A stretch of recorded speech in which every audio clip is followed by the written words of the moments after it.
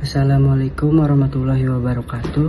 Perkenalkan, nama saya Muhammad Rifki Caesar dengan NIM 0558082338. Di sini saya akan menjelaskan tugas 2 struktur data, yaitu dengan soal. Di sini soalnya adalah nomor 1, buatlah program Java yang mengimplementasikan struktur data stack dengan metode LIFO, yaitu last in first out, menggunakan minimal 8 data integer. Tampilkan proses push up dan pop serta isi stack sebelum dan sesudah proses pop. Oke, di sini untuk kodenya, untuk source code-nya di sini saya sudah buat, yaitu dengan data 10, 20, 30, 40, 50, 60, 70 dan 80. Lalu di sini saya membuat proses push-nya saat memasukkan datanya. Di sini untuk menampilkan saat proses memasukkan datanya. Lalu di sini adalah isi stack sebelum pop. Habis itu setelah pop, di sini adalah proses untuk pop saat pengambilan datanya. Di sini untuk menampilkan data yang di pop.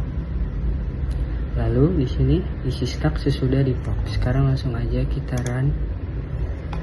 Oke, di sini terlihat ya. Pada awalnya di sini ada proses memasukkan datanya saat push, itu satu persatu 10, 20, 30, 40, 50, 60, 70 dan 80.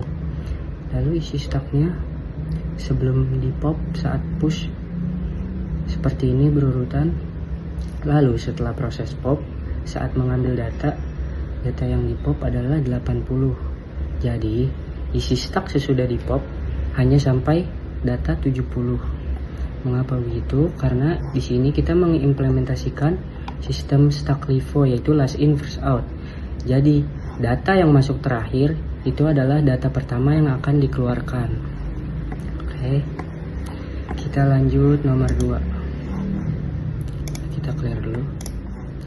Di sini nomor 2 yaitu implementasi queue. Oh ya, untuk nomor 1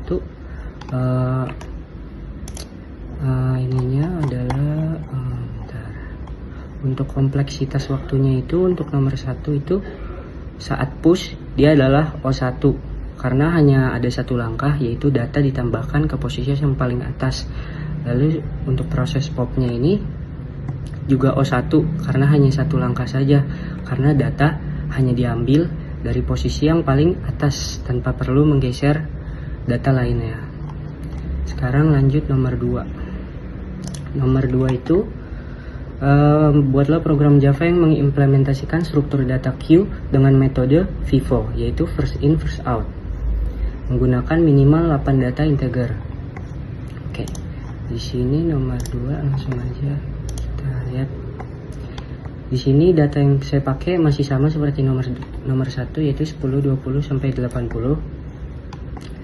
Lalu di sini adalah proses antriannya. Kita langsung lihat aja ya.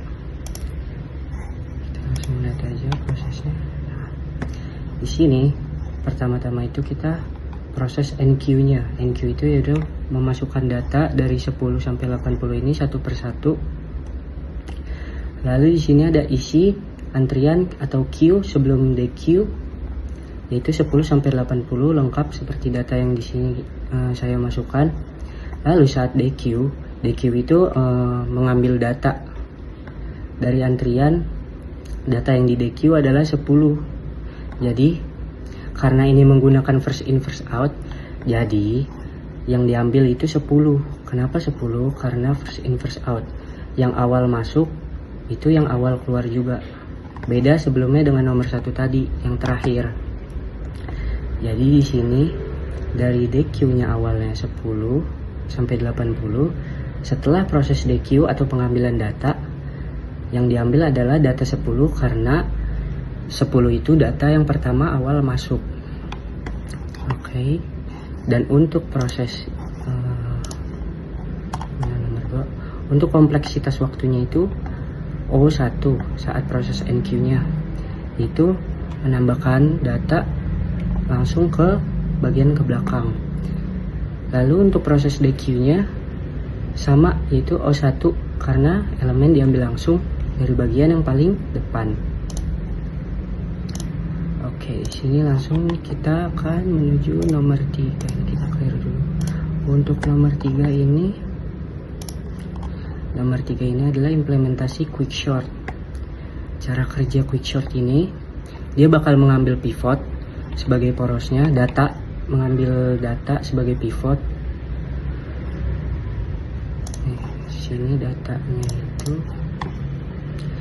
ini acak ya, 20, 40, 50, 30, 10, 80, 60, 70. Dalam proses ini yang menjadi pivot atau porosnya adalah elemen yang paling terakhir, yaitu 70. Di sini tuh kita bakalan memproses quickshort, yaitu pengurutan dari data kecil hingga data yang terbesar. Di sini proses partisi, ini partisi itu prosesnya itu mengatur ulang array atau datanya sehingga elemen yang paling kecil dari pivot berada, yaitu 70, di sebelah kiri, dan elemen yang lebih besar berada di sebelah kanan.